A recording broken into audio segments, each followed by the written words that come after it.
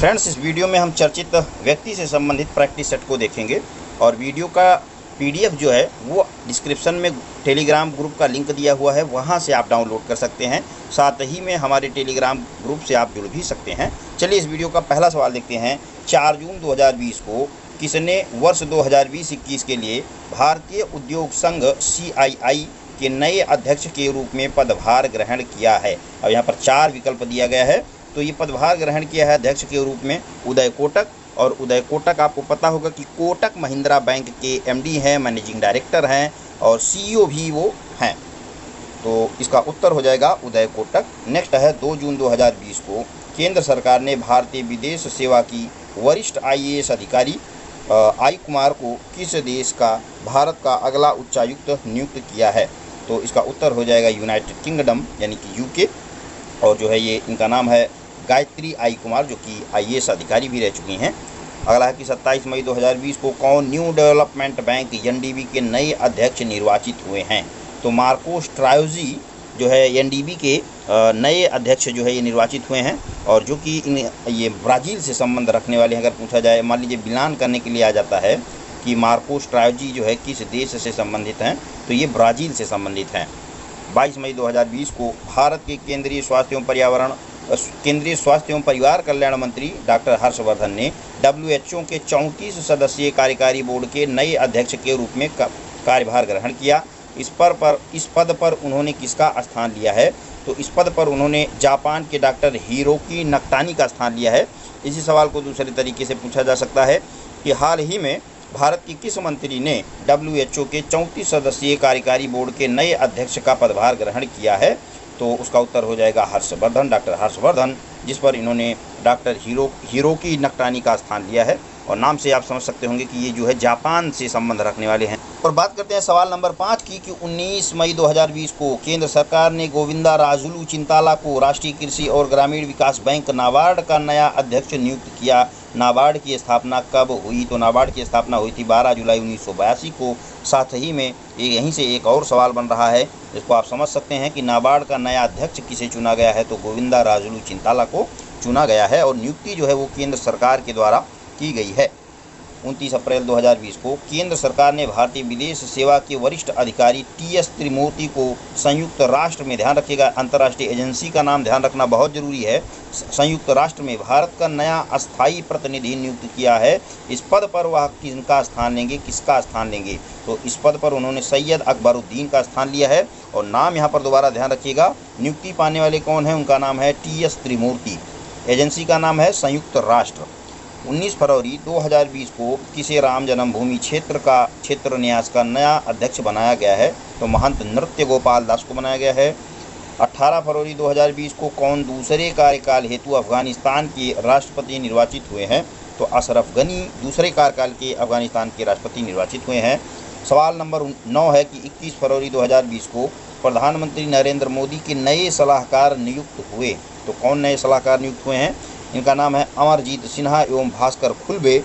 और सवाल नंबर 10 की बात करें, 19 फरवरी 2020 को केंद्र सरकार ने पूर्व सूचना और प्रसारण सचिव विमल जुल्का को देश का नया मुख्य सूचना आयुक्त नियुक्त किया।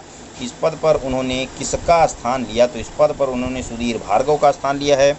19 फरवरी 2020 को केंद्र सरकार ने संजय कोठारी को मुख्य सतर्कता आयुक्त नियुक्त किया है। केंद्रीय सतर्कता आयोग की स्थापना कब हुई थी? केंद्रीय सतर्कता आयोग सेंट्रल विजिलेंस कमीशन की स्थापना वर्ष 1964 में हुई थी। अगला है कि 13 फरवरी 2020 को टेरी के संस्थापक एवं पूर्व प्रमुख डॉक्टर RK पचौरी का निधन हो गया। वह कब से कब तक संयुक्त राष्ट्र इंटरमेंटल पैनल ऑन क्लाइमेट चेंज के चेयरमैन रहे? तो वर्ष 2002 से 2015 तक संयुक्त राष्ट्र के governmental panel on climate change के वो अध्यक्ष रहे हैं, चेयरमैन रहे हैं। नाम इनका है RK पचौरी। ठीक है। अगला है कि 3 जनवरी 2020 को किस देश के कुदस फोर्स के शीर्ष कमांडर जनरल कासिम सुलेमानी की मौत बगदाद इंटरनेशनल एयरपोर्ट, जो कि इराक में है, के पास अमेरिकी ड्रोन हमले में हुई थी? तो मेरे ख्याल से इस घटना से सभी लोग वाकिफ़ होंगे। तो देश का नाम है ईरान।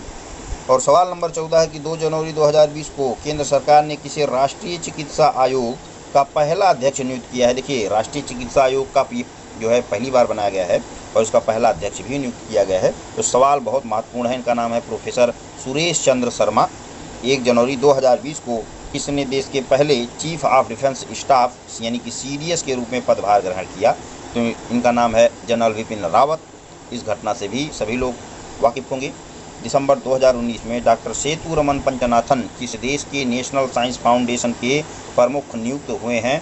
तो डॉक्टर सेतुरमन पंचनाथन जो है वो अमेरिका स्थित नेशनल साइंस फाउंडेशन के प्रमुख नियुक्त हुए हैं।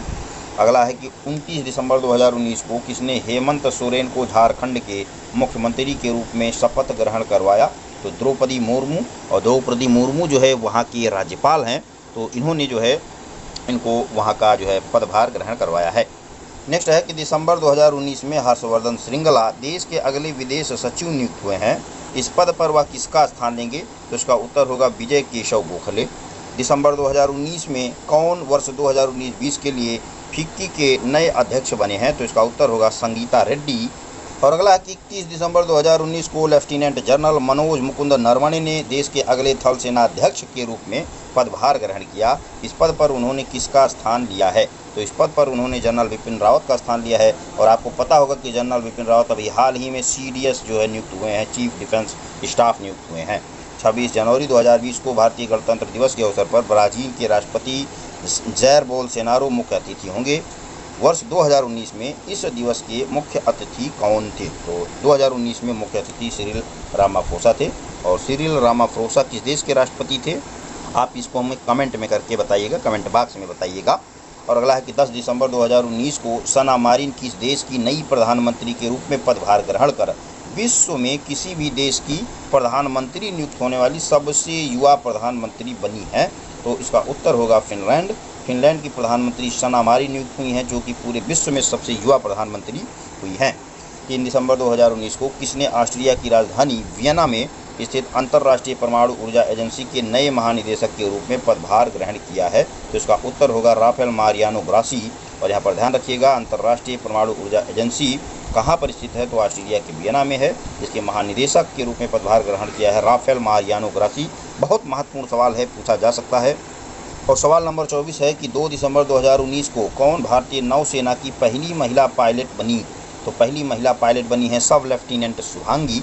28 दिसंबर 2019 को अमेरिकी अंतरिक्ष एजेंसी नासा की अंतरिक्ष यात्री क्रिस्टीना कोच अंतर्राष्ट्रीय स्पेस स्टेशन में सबसे ज़्यादा समय बिताने वाली विश्व की पहली महिला बनी।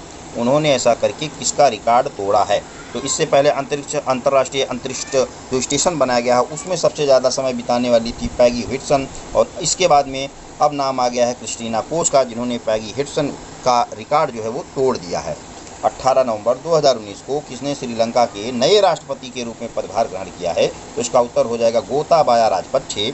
और 27वां सवाल है कि 18 नवंबर 2019 को किसने देश के 47वें मुख्य न्यायाधीश के रूप में पदभार ग्रहण किया है? तो उसका उत्तर हो जाएगा न्यायमूर्ति शरद अरविंद बोबडे, जो कि महाराष्ट्र से हैं।